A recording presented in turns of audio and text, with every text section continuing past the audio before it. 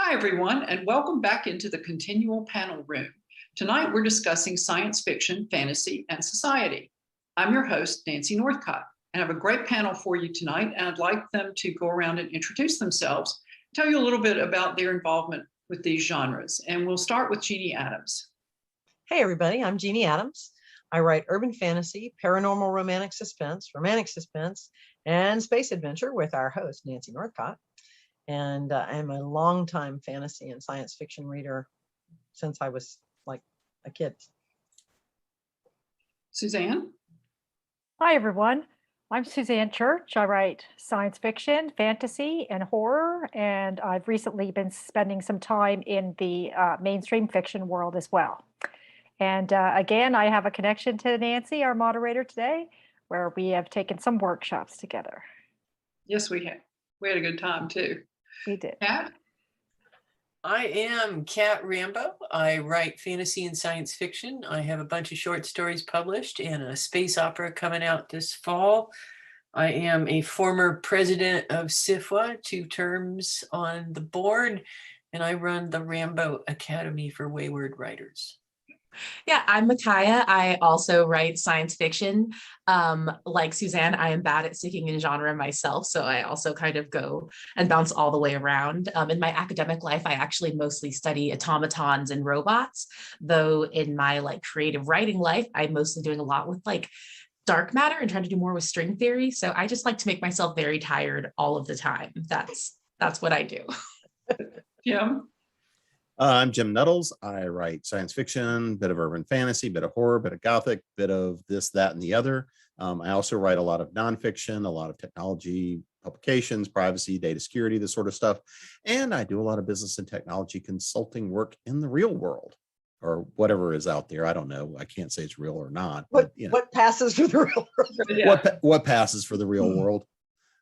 Yes, and I forgot to say that I write science fiction space opera with Jeanne Adams. I also write historical fantasy for Falstaff Books and various subgenres of romance. But tonight we're talking about science fiction, fantasy, and society. And science fiction and fantasy often speak to questions of societal organization and societal choices. So we'll start by looking at the ways societies in our works and works that we've read or seen treat those who are other, and the roles of technology and government in those societies. So let's look at otherness first. Which of your books feature otherness most prominently, and how do you handle it? Micaiah, you want to start us off? Yeah, absolutely. I love this question. So the primary thing about my book, I'm sorry, did you want us to speak about our books or books that we've read? Because my brain just exploded and could go in either direction. Okay, excellent. Either way is fine. Okay, I will be egotistical and start with mine, I guess, then. So I tried to prioritize otherness and outsiderness as a virtue. I think the problem, I don't want to call it a problem, but historically my obstacle with science fiction is so often it's like a very standard person coming into this unique desert landscape and trying to kind of find himself, and he's Captain Kirk and he's all these things, but they come into that landscape and everything else becomes othered, even though that's their world. And so my book is designed to take that person who's from the desert landscape and send them into just this really high functioning city and have this person studying. It's oh, they wear really weird clothes. I guess they're not worried about the heat, and just reverse that gaze, which is something that's very important to me. And it's such a perfect question. And the reason I'm so excited that I'm flustered is because that's what got me into science fiction. For me, it was reading the X-Men comics when I was young. And it was absolutely about those who are other and the power that you can take from that. And obviously not all of our othernesses are literal superpowers, but that was kind of my entry point into that. And that's kind of the beginning text of otherness that I like is the X-Men comics. Awesome. Anybody else want to add to that? I think it's a great starting point too. I mean, I think that otherness and Micaiah, I really love that switched gaze. That's a great idea. I think that one of the things that we've come to in the last few years is that in science fiction and fantasy, we are finally doing that. What Micaiah said is we've always looked at otherness in terms of going out into the great beyond, or who are the people who are making changes, and those are usually not the stand-up standard people. but I think we're really exploring, really in the last decade, new people, new looks at things, new lenses. I mean, in my books, both my urban fantasy, they're pretty standard people, but my paranormal romance expense is fantasy in the sense that they are witches, so they are other in that sense. But I think you see so many great books out there where it's looking at the underserved minority, or the minority that is repressed or hunted even. I was thinking about Shadow and Bone, and then also Tomi Adeyemi's, oh shoot, what's the name of the book? Anyway, it's hers is like the minority that's persecuted in a situation where, because they have powers, they're persecuted, and also because they're female, they're persecuted. And so I think I think a lot of authors are exploring that even more in the last decade than we've seen before. Well, go ahead, Kat. I think that science fiction in recent years has more and more featured the narrative of the found family, and acknowledges that the found family is made up of a lot of different people. The space opera that I have coming out, because I'm going to be one of those people as well and talk about my work, because, you know, that's what. Why not? But I mean, I have it of the spaceship crew. One of the characters uses sign rather than speak. There is a autistic character. There's an asexual character. There's a non-binary character. There is a character with 4 arms. I'm not quite sure what group they fall into. But one of the reasons I've done that is I have signed with, on several occasions, with people like Seanan McGuire or Misty Lackey, who will have people come up to them with literal tears in their eyes and voices choked with emotion and say, "Your book is the first time I saw myself in a book." And I think that is just, boy, I would love, I think to be able to open up a space like that for people is such a powerful act, and one that science fiction, I think, often specializes in. Yeah, I agree with that notion of found family. And I will say that a lot of my fiction tends to focus on dysfunctional families, and the fact that one character in particular is often an outlier. They really don't belong anywhere. They don't belong in their family. They don't belong at school. They don't belong at work. And it's that notion of other in terms of outlier rather than any one particular thing, such as gender or race or anything, that just makes you feel different enough that you can't seem to find where you belong. And I think that notion fits in any kind of fiction, but particularly in science fiction, because people that feel like they don't belong somewhere tend to go out and try and find that place where they belong. And that's where the notion of the adventure, be it a fantastical adventure or a science-based adventure, comes into play, where you simply want to get away from where you are and find that new place where you belong. Right.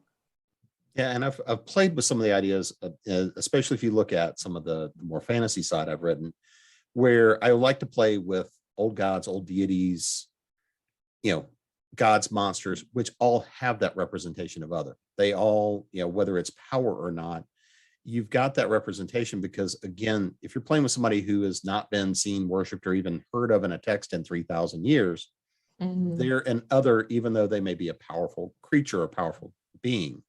I've got a series of short stories I've done that was much more about what happens with power players, what happens with, for lack of a better term, playing with elite players, and how they view society, but how they view each other. But probably one of the more fun series I did a very long time ago was a series of short stories that was all about interspersing people with AIs and technology, and what would happen in terms of taking, people who were already an other, they were already an outsider, they were a loner. What happens if you then intersperse them with that technology?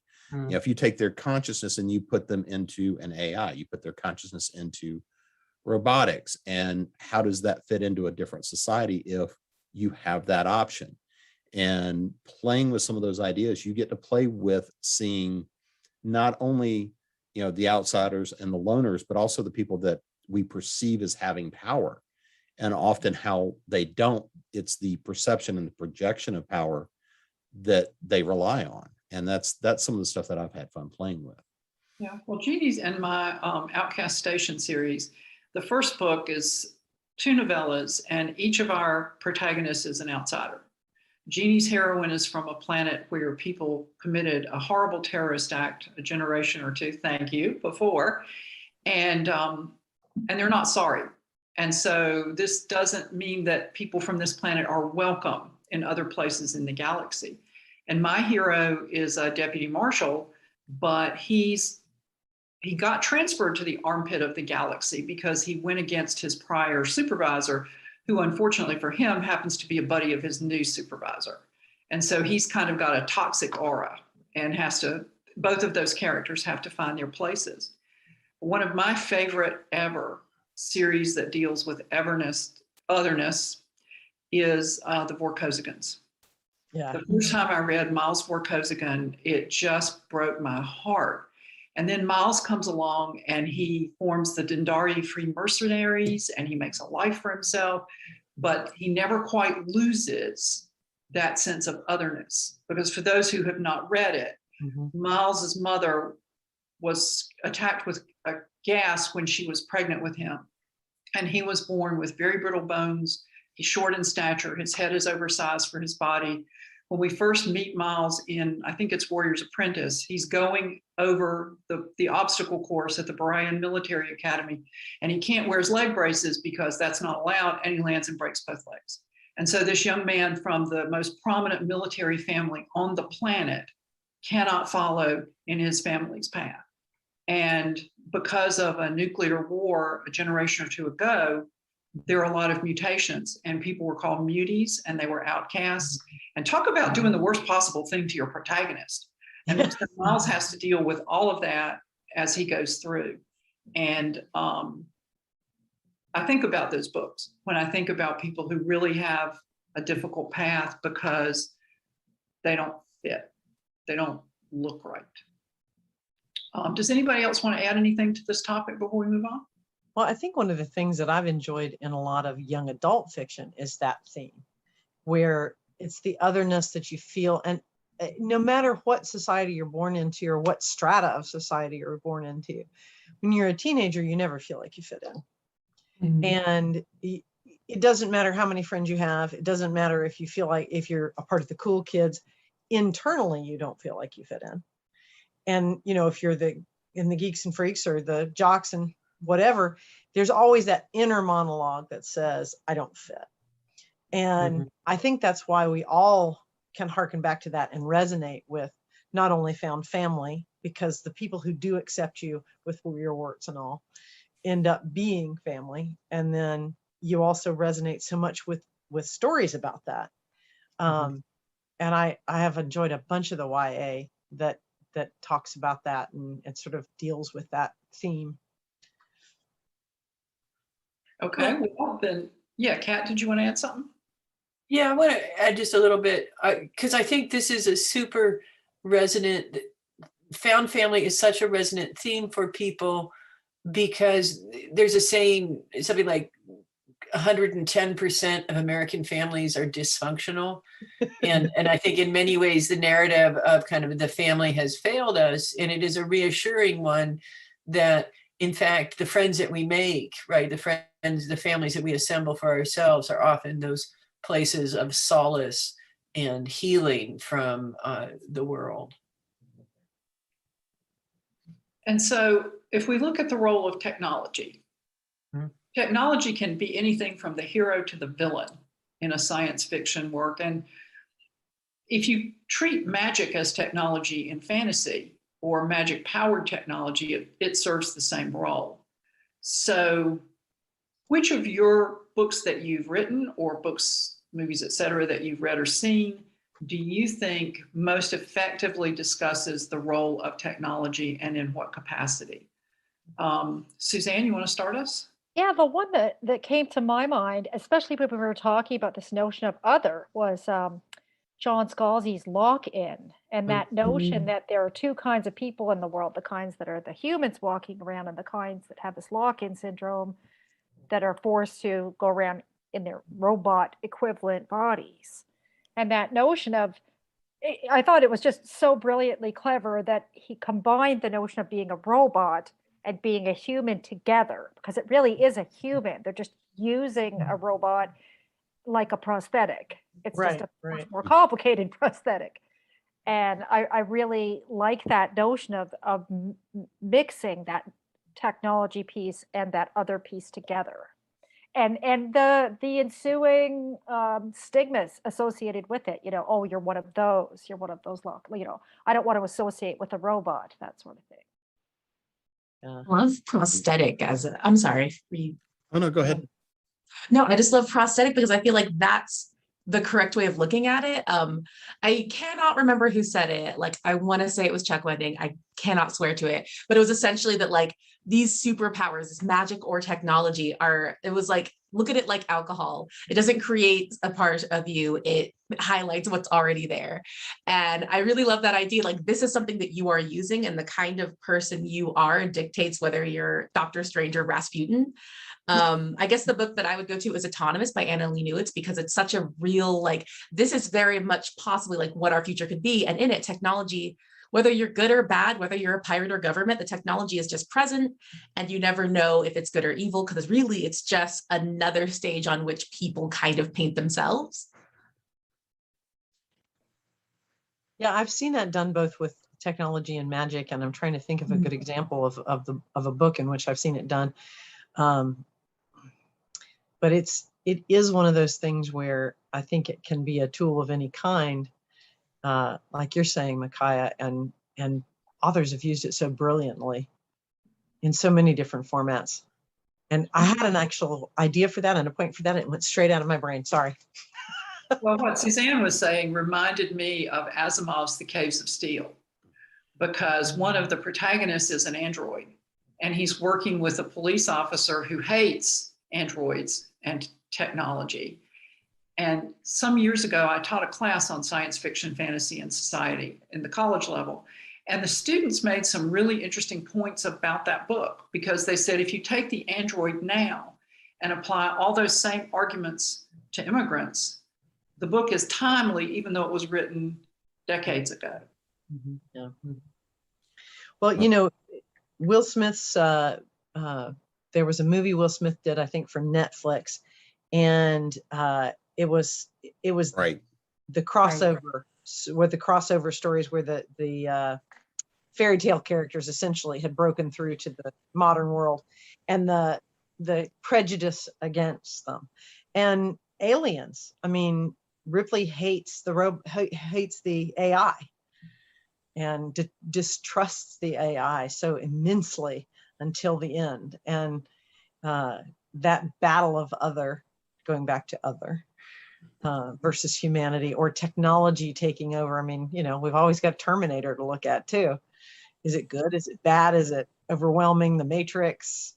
I mean, we as humans like to posit whether it's going to take over our lives and whether it should be feared. Well, and one of the fascinating ones to me is always going back to the basics of Star Wars. Because if we look at the movies, we won't talk about necessarily other problems with it, but if we look at the movies, they're all very lived in universes. The technology is there, it's just part of it. But one of the things that if we look at and see is how prevalent we see robotics. We see androids, we see sentient robots and sentient technologies that are, for all practical purposes, slaves. Right. We see all stratas of society, and we see how all of that comes into play. And you balance how a lot of that technology is brought and used. And, extraordinary technology to us is available to everyone. However, if you then ramp it up, you can look at the power of whether it is in the prequels, the Jedis, whether you look at the Empire, the great technologies that are there and are used, but then compare it to the fact you still have large swaths of populations living in fairly primitive conditions. Or you could also look at them as living in fairly organic conditions, not necessarily looking at it as primitive, but that reflects a great deal about the characters in the species and where they're at as to how and where they live and what they're doing. So how does it affect people's lives? Exactly, because I mean, again, if you look at, you've got sentient technologies that are in essence, again, back to being slaves, and often we see them with their own strata of technology. But you see the different species, you see the interplay of who's allied to who. You get to see how lives really kind of work, and that's one of those things that you can see in that universe. Is it does feel lived in, and you can see all the different stratas of it. Yeah. The first movie I ever saw about technology taking over, I think it was at the long defunct Atlanta Fantasy Fair. And it was called Colossus, the Forbin Project. Oh, yeah. Great set And of books. yeah, and I'd never heard of that movie before, but I was at the con and didn't have anything to do. They were showing this movie, so why not? And I think it actually, in a trivia note, starred the guy who was one of the Germans in Rat Patrol, if I'm not mistaken. But it was really a thought-provoking movie because the Americans and the Russians had computers that were designed to stop Armageddon. And the computers decided, well, the best way to stop Armageddon from happening is just to take control of the human society. So they did. And so the movie, Forbin was the scientist. I think it's been a long time. Kat, you were nodding. Did he create the US computer? Do you remember? I thought that, now I'm more familiar with the books than the movie. And I believe in the books, he does create the US computer, but I also I would not gamble my life on this, certainly. That's right, because he's Forbin. And Yeah. therefore Colossus, the Forbin Project. Yeah, the Forbin Project. I look at that and I think, wow, Skynet was probably really jealous because this computer waltzed in and took over everything. Skynet had to fight these pesky humans with weapons all the time. Gee. Well, and it's fascinating. I was just at a workshop up in Laramie where we were doing some sky watching, and one of the things that was just absolutely amazing to me was you could see so many satellites orbiting, right? And particularly the GPS satellites are just freaking amazing when you think about how they're locating you, because it's not one satellite tracking you, it's three. And it's so interesting to look at those pieces like Colossus and just be like, well, they got some pieces of it really wrong, but a lot of it they got pretty right. It's just Colossus was not actually remember, it was huge, right? One of the things they didn't anticipate was micro miniaturization. Yeah. So I rambled there.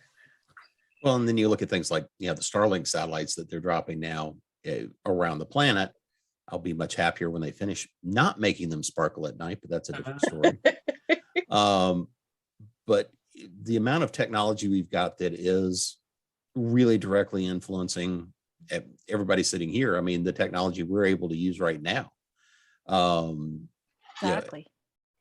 has had a significant influence on where we're at as a culture even now. Mm-hmm. And many people don't like the movie Battleship. And I understand why people don't like it, but it really does have some wonderful explosions. Yeah. And the technology is the bad factor in Battleship. I mean, yeah, the aliens are out to conquer the world and we don't approve of that. But without their technology that can put a battleship through a meat grinder, their chances wouldn't be quite so good. Right. And my main thing is, why do the ships have to leapfrog? I mean, that's the well, because they need them to displace water so that they can play Battleship. Yeah, because we need to play Battleship because that's the point of the whole movie. Yes, exactly. Oh, it had a point. Now I understand. They're aiming for something here. Yes.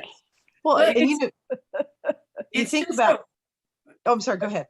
It's so freaking weird to have it now be the norm that movies be based on funhouse rides, let alone like board games or whatever, that it just cracks me up. So Oh, no kidding. Well, and so many are based on manga and anime too.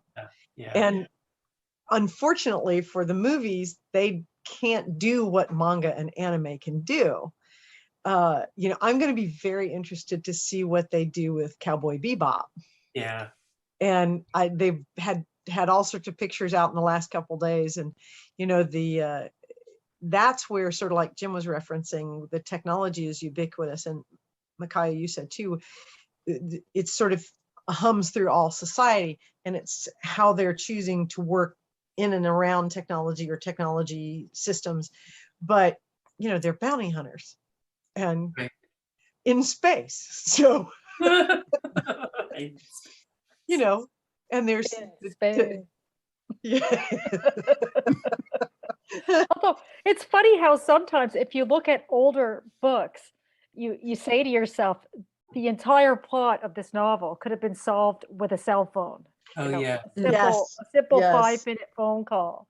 And just that notion that we've essentially technologized ourselves away from all of these classic tales. Oh, so Simply much. with the concept of, being able to call anyone from anywhere. It is funny, isn't it? Because, you know, I saw a movie, it's the Matthew Broderick one from way back when, War Games. War Games. Oh, that's a fun movie. Let's play Old thermonuclear war. It's like the Colossus, you know, it's like, how do we play thermonuclear war? Well, let's take the control out of everybody's hands, lock down all the systems and play thermonuclear war. And most of that, and the China Syndrome, and like all of those late 70s, early 80s kind of movies, so many of them could have been solved with a cell phone call going, they're incoming. Watch out. Not one of the chilliest movies that I remember seeing in high school. When Keir Dullea says, "Open the pod bay doors, Hal," and Hal says, "I can't do that, Dave." Yeah. Holy cow. Because you couldn't fix that with a cell phone. You'd need something a little more advanced. Yes, definitely. Override. Kat, did you want to say something? No, I'm enjoying all the discussion of the movies, because I really think one of the things about science fiction is that it's always about our own times, right? Even though it's dressed up with rockets or dragons or whatever. And it's interesting to see how anxieties have shifted, but not shifted, right? We still have lots of movies set in space where sentient AIs take over. Yeah. Well, Husband is famously a proud Luddite. And we were driving one day and I was using the GPS on my cell phone. And he said, and the computer said something like, "Get in the left turn lane to turn on X." And he went, "Doesn't it freak you out that some satellite up there knows not only what road you're on, but what lane you're in?" And I said, "Well, it would if I thought about it, so I don't think about it." Yeah. Well, and one of my favorites is Dark City. Oh, so good. You know, that to me was always so good because you get to watch, granted, aliens playing with technology and what they're doing to manipulate a subset of a society and playing with people and resetting them basically every night, going and saying, "We're going to play Sims to see how we can break somebody." Yeah. And that final big discovery. But I think that to watch influence so many things. You want to talk about The Matrix, you want to talk about Inception, you want to talk about any of these things. A lot of those are very derivative, going back to Dark City. And the other one was looking at 13th Floor, that idea of being trapped in the Matrix, in essence, being in the game, or even going back to Tron. There's a lot of them that are really interesting to see. Where is that crossover between culture and technology? How does it affect us? How do we use it? How do we leverage it? Do we really recognize the fact it's there or not? Nora Roberts wrote a short story several years ago. She used to do an anthology every year with several other writers. And her story in one of those was about a guy whose girlfriend dumped him because he was so absorbed in his cell phone. And then he ended up, I think, in the cell phone. Like he had to do, Jeannie, do you remember that? Because I know you do. And I think he was in the, he got sucked into the cell phone and had to find his way out again. Yeah, it was, it wasn't what I had expected from her, but it was really cool look at technology and the way we can just get absorbed in it. Go ahead. I'm sorry. Well, Jim mentioned this. I think Kat said something to this effect too, that it reflects the future, but it also reflects where we are now. And I was thinking about the movie Edge of Tomorrow. and with the reset, the aliens resetting the day. Yeah. And then also Geostorm. It wasn't a great movie. A lot of things did blow up, which meant I liked it, which is why Nancy and I are friends. Shit blows up, we are there. Yeah, put me down. Yeah, yeah.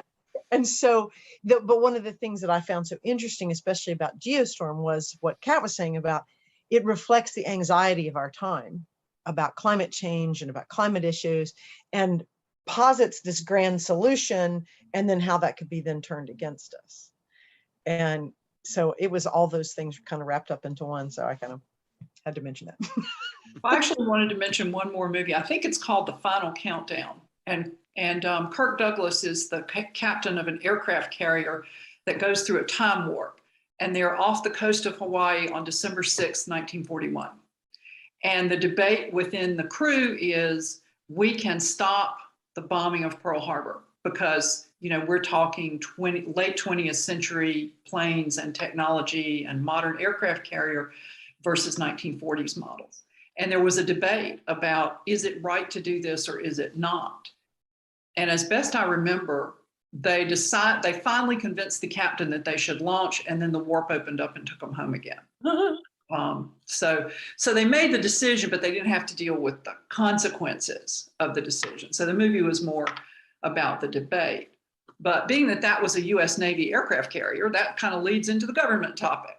So what have you written or read or seen that depicts government in a way that gave you something to think about?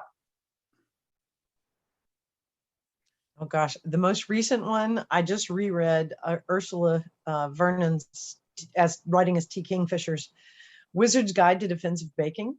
Oh, that was good. Such a great story. Y'all have not read it. It is delightful. Makes you cry, makes you laugh, grabs your heart, holds on and squeezes until the end.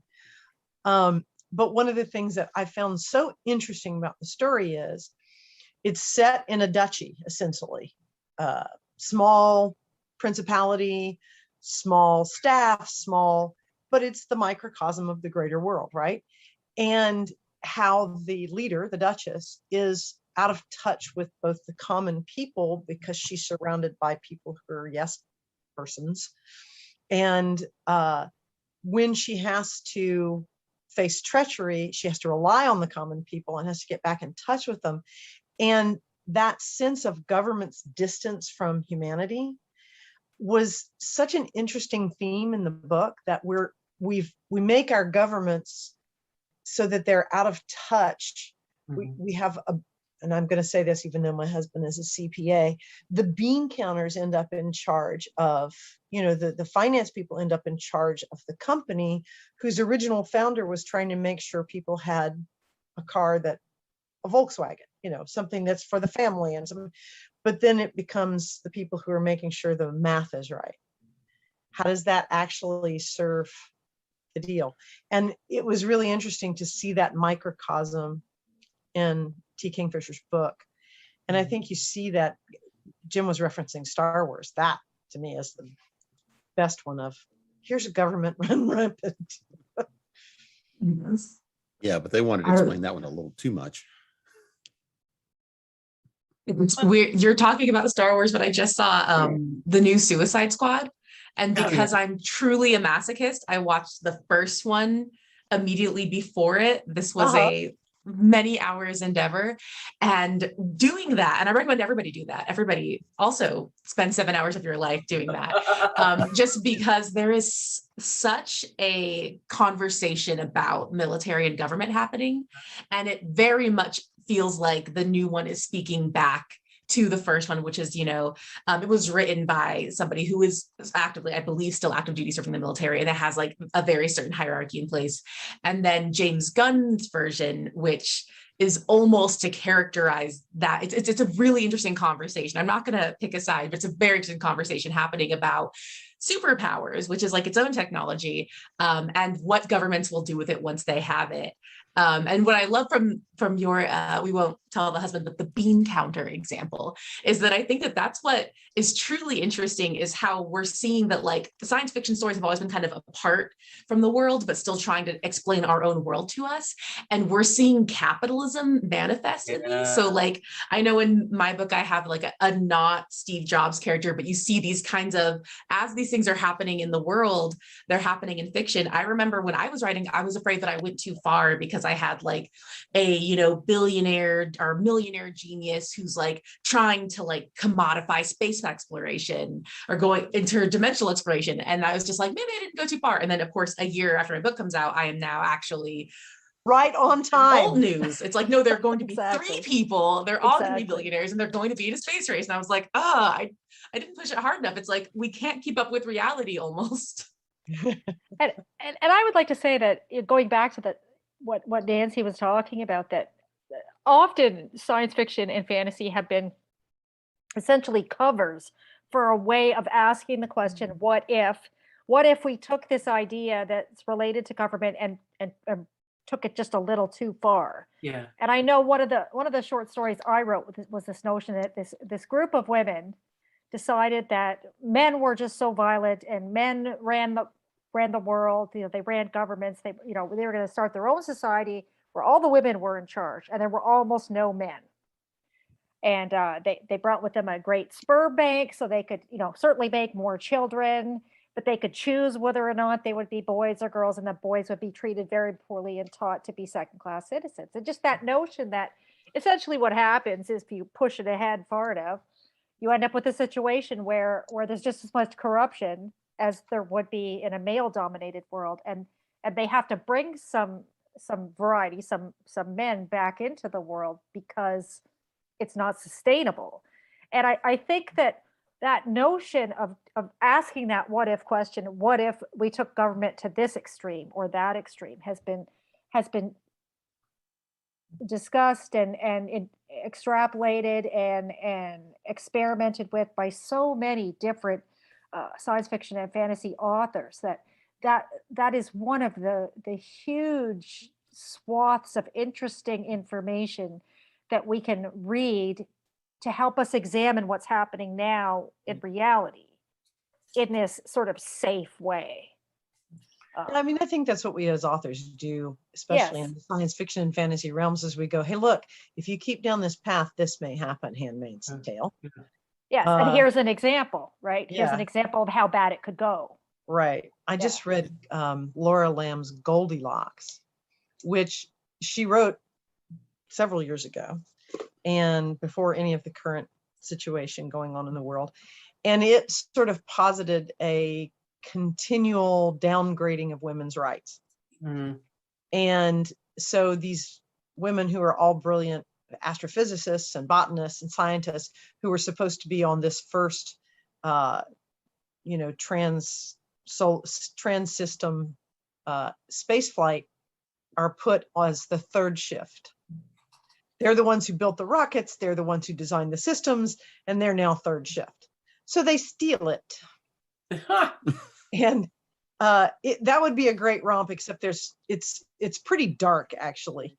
And but it's one of those things, like Suzanne is saying, where it sort of stretches into, if you don't like what's going on, change it, but don't let it go here, because this is what will happen if you let it go here.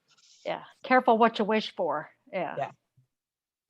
Or I don't. just finished rereading Robert Jackson Bennett's Vigilance, which is a future where the government basically decides to deal with gun violence in a way that sort of creates a public lottery where people die periodically. And it's very dark. And at the same time, you're watching it and you're reading it, and you're like, yeah, that is how the media manipulates us. Yeah, that's how that stuff works. And it's a really chilling read. And of course, it goes in a direction that I hope our country doesn't. But look at the Purge movies. yeah, Oh, God. That's true. When they first came out, I thought, yeah. And then I wasn't so sanguine about it. I was like, well, nobody stopped that shit. So Yeah. Well, I mean, looking at it from a government perspective, there's two things that I'll look at. Number one is I've been rereading the Foundation series yeah, since the film is coming out. I mean, and looking at the series is coming out and going back and reading, hey, we've taken this and we've shoved it to the far side of the galaxy because we didn't learn the first time. And okay, yeah, we're not going to learn again. So we're just going to bring all that back in and kind of, but that idea of foundation. But probably one of my favorites, and you know, even with the Expanse and all of that, is looking at how Babylon 5 developed it over 5 seasons, because they showed all the stratus of culture. They showed conflict. They showed societies at war. They showed how alliances are built, how alliances fall apart. They showed how governments lie to each other and how government representatives build relationships, friendships, but yet still have to play the politics. And to me, that was one of those things that series did so very well and danced on lines where it wasn't so much about, you know, good guys and bad guys. You had you know, the shadows, you had the Vorlons over here. Okay, we got light and shadow, and then we've got everybody else in the middle.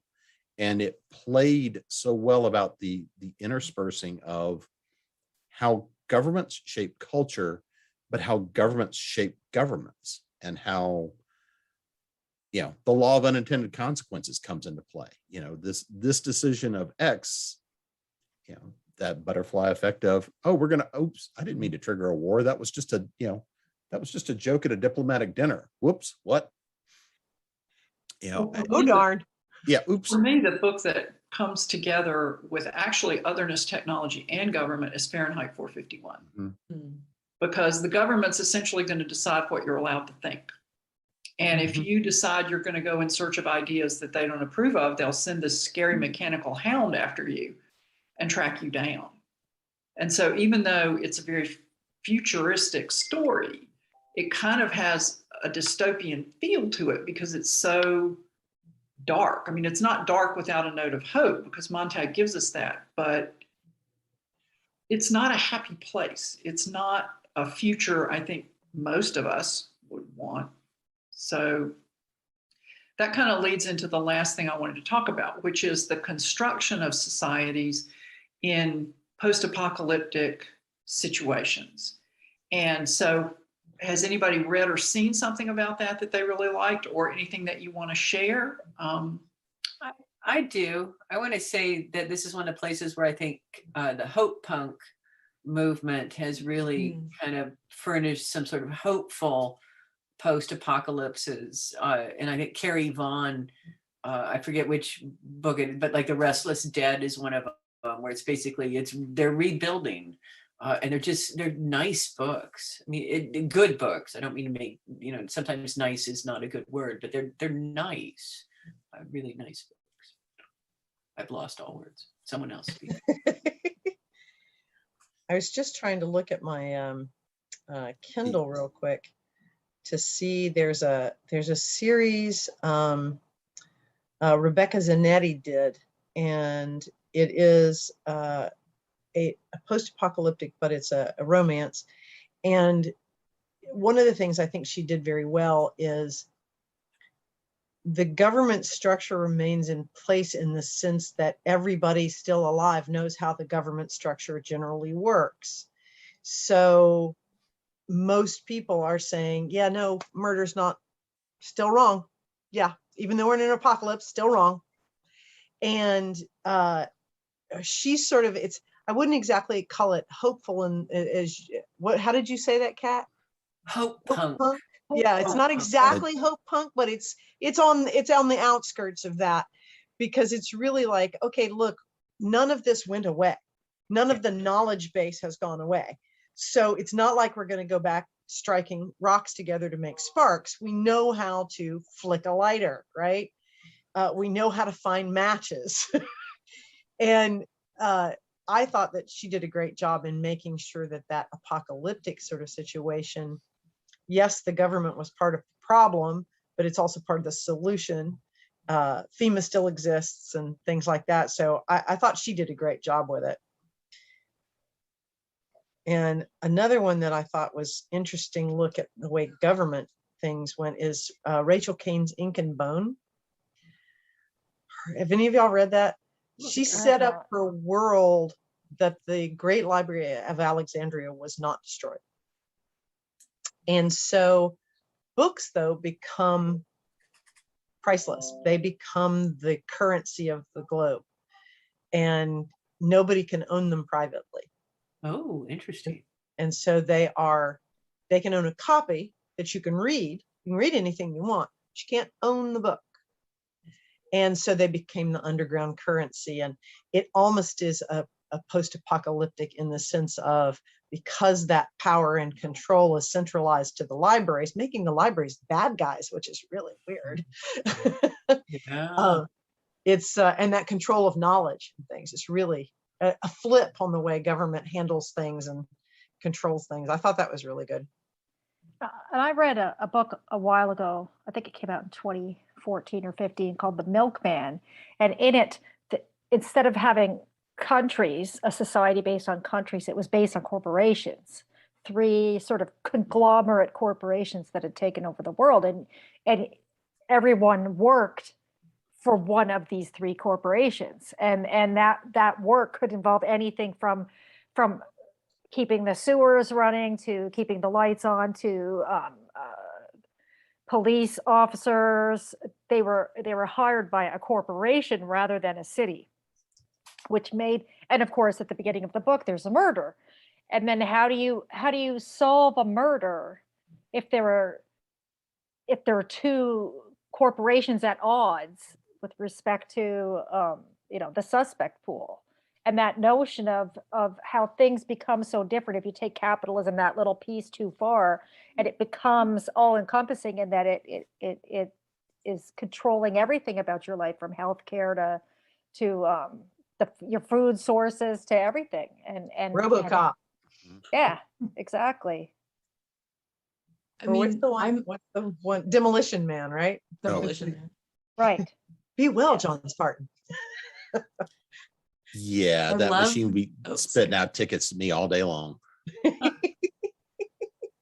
Or that notion of even 1984, George Orwell's 1984, which was written in 48, where I still to this day find it terrifying, this notion of trying to remove words from use so that it's impossible to be subversive, because there are no words left. You can't say bad.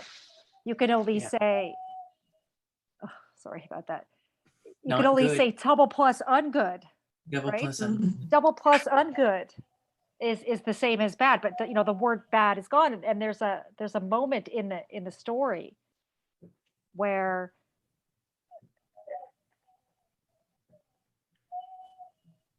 sorry about that. That's my cat feeder in the background. You could edit that part out if you need to. Is it whistling, your cat? No, it actually, it says it allows you to record your voice on it. So it's literally saying, "I love you, Kaylee. It's time for food, Kaylee." And it says that 3 times to let her know that the food's coming out. Yeah. So sorry. That's I apologize. amazing. Sometimes I talk forget about that technology it's and gonna go off. society and love. Yeah, that's staying in. That is I staying kid you in. not. That's extraordinary. My vet recommended it because my cat is the kind of cat that's always begging for food, right? So whenever she's around us, she was in our faces, feed me, feed me, feed me. And she got overweight, and I was having trouble trying to get her to stop. And the vet said, well, you should get her one of these automatic feeders, because then she'll associate eating with the machine, not you, and she won't beg as much. And it did work. She begs much less now. So, sorry. Technology solutions, man. Technology solutions for your cat. I kid you not. I promise that was in a Philip K. Dick novel. We just don't know which one. It was there. It's hidden in Ubik somewhere at the it's little Valis. face feeding. Yes. Philip K. Dick's first short story is about a dog barking at the garbage men. If you go back and look, it is, and then it turned out the garbage people are much more sinister than one believes. But yeah, it's Right. about the dog. Right. Well, my dog certainly believes that. I just reread Ubik, and that part where it's like, oh, it costs money to open doors. So it's Oh, like, oh, you don't have the yeah. 10 cents over, like all of that. It's just like, again, Philip K. Dick was another one that like really predicted a lot. And then there were Yeah. some things that like he was almost too hopeful in. It's like, and then we'll also have this machine that didn't know, we're not going to have that, but we do have fax machines. Good job. Good job, Philip K. Dick. I think my favorite thing about his dystopias too, and I'm thinking of Android's Dream of Electric Sheep, but also part of my brain is still with Fahrenheit 451 because of Nancy's comment, is that there will always be people who do not know they're in a dystopia. Like there will always be like the woman in front of the machine that's just like, I've got my stories, it's fine. And I think that that's like the more sinister kind of, Jim, I was slightly thinking of this with your depiction of war, where it's like, yeah, they're the big explosions and the warring sides, but there's also these people who are just making the right friendships and kind of doing this insidious work that you can't really tell is leading to war. Yeah. And just that, the slow dystopias, the pot, you know, the frog in the boiling water, that I think he captured really well. And I think that feels at this moment like it could happen very much that way, that there would be people who are just like, the world is ending, on people who are just like, no, because this is happening instead. But my soap opera is still on. The Yeah, world my can't soap be opera's still ending. on. I have these good feeling holders, and if I hold them, I will feel good. So it's fine. Do you know that there's a short story by Ursula Le Guin called Those Who Walk Away from Omelas? Yes, those who walk Mhm. away. It is so resonant nowadays, particularly, you know, living in America where, you know, we have, we have a lot of resources, and then also being aware that this is not uniform in any sense. And N.K. getting, Jemisin wrote an answer to that short story that called There's- Those Who Stayed. I and love I'm that story. Here for it. Oh, I so love good. it. There's I a love bunch- pieces in conversation. Yeah. Oh, they're so good. They're so good.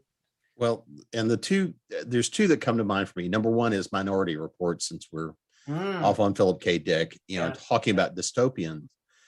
It was a high-tech society that people really didn't know what level of control they were under, because they felt safe and secure. Yeah. Oh, everything is there to protect me. And there's guardrails on everything. And wait, I didn't do anything yet.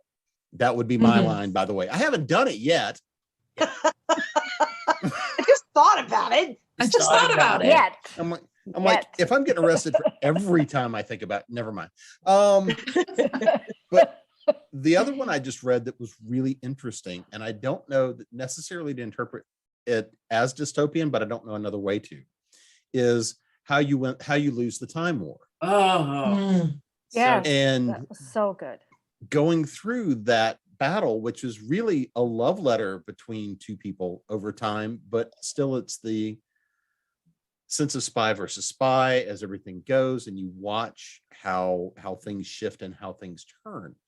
And even though it's not describing a heavily technological society, it's describing a heavily technological society, and one that is very much driven by organics and the garden and the way the two interplay. And to me, the interplay of the two characters and the way that dance builds reveals being on the inside mechanism of the dystopian society. Yeah. Because they're part of the agents of the chaos or agents of order, depending on which side you want to look at them as. Yeah. Well, you could say that about the Matrix too, because those people who are plugged in are unaware that they're plugged in and seem perfectly happy to be plugged in. And many of them want to go plug back in when they're made aware that they are unplugged. Just don't put me back in a cube. Right. Yeah. And then there are those like the main character who and all the others who are like, no, that's not freedom. That's not reality. And it's a good depiction that there are many people, like the short story you referencing, Micaiah, who just want to hold on. Just the feel good sticks are fine. I'll just be right here. There's S.M. Sterling's Dies the Fire. Is a book in which, for anyone who out there who hasn't read it, internal combustion engines don't work. The laws of physics have changed. Airplanes fall out of the sky. And one of the things I found interesting about that book is that after all these disasters happen, people have to form communities and societies with governmental systems. And Juniper McKenzie is a Wiccan, and I believe she's a folk singer. And a group coalesces around Juniper, and they form kind of an agricultural commune type society. It's a very open society. It's a very supportive society. And then one of the people is a former Force Recon Marine named Mike Hobble. And he crashes in the wilderness with clients that he's supposed to be flying to their vacation home. And as people join their group, he organizes it around military principles. And they become a group called the Bear Killers. And then the third group, who are kind of the antagonists to the other two, are formed by a history professor based on the principles of feudal Europe. And it's a very hierarchical society. If I had to pick a society to live in, it wouldn't be that one. But it's an interesting contrast in approaches to government and society in different ways, and how you come out of the apocalypse. And one of the first things I ever read that taught me that I was interested in that was a book called The Last Babylon by Pat Frank. And it takes place in a community in Florida after a thermonuclear war. And they're cut off from the outside. They don't have communications. They don't know what happened. And so they have to form a society and figure out who's going to be in charge and what the rules are. And what are you going to do when somebody breaks the rules? Because you've got to have a solution to that. And at the end of the book, so if you don't want to know what happens at the end of the book, put your fingers in your ear and go la la la for a minute. The US government shows up and they're talking to the guy who's kind of become the leader of the community. He goes, "Oh yeah, who won?" And the guy goes, "Does it matter?" And it's very much a Cold War book, but I think you can read it and draw inferences that apply today to that. Absolutely. I was actually thinking about John Ringo's Dark Tides Rising series, which is a zombie apocalypse book. And I hate zombie apocalypse books, but I actually really loved that series because he makes it so believable. I mean, the way he lays it out is so believable. And, you know, it's based on a military hierarchy because the military doesn't survive, but the main character was a former Aussie paratrooper. And the only way he knows to get everything sort of organized is in a military fashion. So, but it is that kind of look at, well, how do we reorganize? The Walking Dead. I mean, you look at The Walking Dead, it's like, how do we organize? How do we get ourselves back on our feet when we're still under threat? You know, it's very interesting to see how different writers handle it. Well, we're coming up on time. So does anybody have anything they would like to add? I think I just want to point out that there's a book called Moon of the Crusted Snow by Waubgeshig Rice, and it's an interesting piece because it takes place in an Anishinaabe reserve, but their power goes out and they're kind of cut off from the rest of the world. And within a few hours, they figure out how to, you know, use gasoline and backup generators, and they kind of get back to what you would consider a normal life. But there's this creeping sensation as people start coming in from further afield that some really terrible crisis has happened to the rest of the world, but it's essentially not happening to them quite as badly because they've already known all along how to live on the land and live in this isolated lifestyle. They're so far away from everything else. And it's that notion of what is the difference between the community you've built and the greater community of the world at large. And if one falls apart, is it automatic that the other falls apart or not? It's another one of those what if question novels, but it's a good one. Moon of the Crusted Snow. Anybody else? Nice. Well, and to build on Kat's comment about, you know, hope punk is really the rise of solar punk, which is looking at technology. And obviously you still got to have your antagonist, your protagonist, you know, you got to have still the conflict, but looking at how there's potential for technology to help develop and pull societies forward, sometimes in despite of themselves. And I think that's one of the things that we're seeing more of come out are these things that say the world doesn't have to be a dystopian nightmare. A lot of the time we get there because we're fearful and we're trying to hold on to what we've got and we're willing to let things erode instead of looking at it and saying, yeah, sometimes we need to push things just a little bit harder to see the bigger benefit that can come out of the other side. And I think that's one of the things that I'm seeing more of and have been reading more of, that it at least gives us that next step and takes technology and says, it really doesn't have to be all bad. The robots don't have to take over, even though sometimes I am willing to say, I hereby welcome our robot overlords. But I think that that's one of the things that I like that I'm seeing more of is the hopeful types of science fiction, like, in many ways, Star Trek was a very hopeful kind of science fiction. And I think that I'm glad to be seeing more of that again. Well, then on that note, we'll close. Thank you to everybody on the panel for joining us for this discussion. And thank you to everyone who's watched it. And to conclude, I'd like to ask everyone on the panel to go around and tell us where you can find information about them and what their latest work is. And Kat, do you want to start us? Sure. You can go to catrambo.com, and here's my book. Whoops, here it's called You Sexy Thing. It is a novel called, they billing it as Farscape meets the Great British Bake Off, and it's coming out in mid-November. Sweet. Micaiah? I did not grab a cover of my book. I did draw one though. If you look, there's like one person down there and one person up there, and it's two women looking at each other from vastly different landscapes. So that's my book, The Space Between Worlds. I think I did an excellent job, just as good as the amazing artist who did that. Great certainly. job. Yeah. So that came out just last year in the middle of a pandemic. So it's been a really, really weird time to have a debut novel out.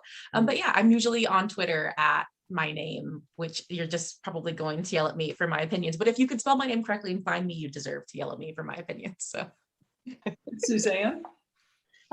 You can find me at SuzanneChurch.com. On Twitter, I'm Canadian Suzanne, because in so many instances, I'm the sole Canadian in a group of people from the US. So that kind of has become my handle. I'm also on Instagram, Suzanne.Church, and that's where I tend to show some of my artwork, because I've been doing a lot of painting lately too. And my short story collection, which is called Elements, came out several years ago, but it's still available in various locations, like Kobo and Apple Books, that sort of thing. Okay, Jim? You can find me at jamespnettles.com, authoressentials.net, authoressentialsworkshops.com, of course, here at ConTinual. I do show up some on Facebook and occasionally on the hive of scum and villainy that is Twitter. Jeannie? Well, if it's social media, it's the hive and scum and villainy for me. I'm on Twitter way more than I should be, at Jeannie Adams. You can find me jeannieadams.com. Pretty much Jeannie Adams all across my social media. I'm obviously here on ConTinual a lot. My last thing out was probably the short story in the Predators and Petticoats. And I have two stories, Christmas stories coming out, one in the Witches Walk series, and another New Year's story, Christmas or New Year's at Canham Castle. It's Ringing the New at Canham Castle. It's a New Year's story. So. Oh yeah, I probably should have mentioned the fact that I'm in Off the Beaten Path 4 that just came out. And hopefully sometime this year, I'm in a piece that is on fairy faith and folklore in film, and my piece is on Dune, the 1984 version. And Nancy and I are supposed to have another book coming out in the Outcast Station world fairly shortly too. I noticed the interesting way you phrased that. Yeah. Well, yeah, well, it's actually my book in that world. Well, I'm responsible, man. Well, you can find me at nancynorthcott.com. I spend far more time on Twitter than is good for me, and I'm at Nancy Northcott. I do occasionally remember that I have a Facebook author page, but that's not the best place to find updates. My latest release is The Steel Rose, the second volume of a historical fantasy trilogy from Falstaff Books. Awesome. Thank you. And I will also have a story in Ringing the New at Canham Castle. As my grandfather would have said, good Lord willing, and the creek don't rise. So thank you again to everybody on the panel, and thanks to everybody for watching.